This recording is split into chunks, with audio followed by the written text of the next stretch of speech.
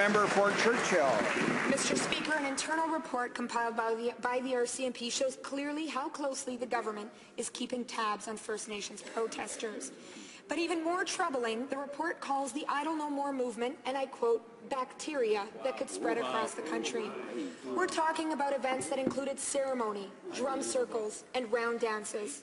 So will the minister stand in this House, apologize, and clearly tell Canadians that this kind of discriminatory language towards First Nations is unacceptable? Absolutely. Secretary to the Minister of Public Safety. Order. Canadians know and recognize that it's this party, the Conservative government, that has brought in measures, both legislative as well as funding, for national security agencies. I absolutely reject the premise of that question. Painting the RCMP in that light is absolutely unacceptable. These are men and women that go out and risk their lives on a day-to-day basis to keep Canadians safe, and I find that absolutely abhorrent that she would bring that up and say that in this place. The honourable member for Churchill. Mr. Speaker, I suggest the Parliamentary Secretary look at the documents that have come forward and recognize the severity of this situation.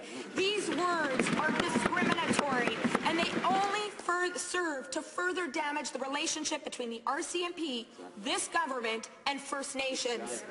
This on top of ramming through C-51, a dangerous bill that will limit Canadians' rights and freedoms and target First Nations for simply defending their rights.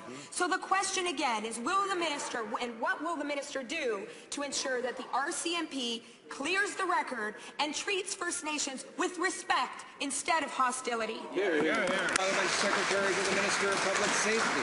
Thank you, Mr. Speaker. Again, the misinformation about C-51 from the opposition party, the NDP, is absolutely unacceptable.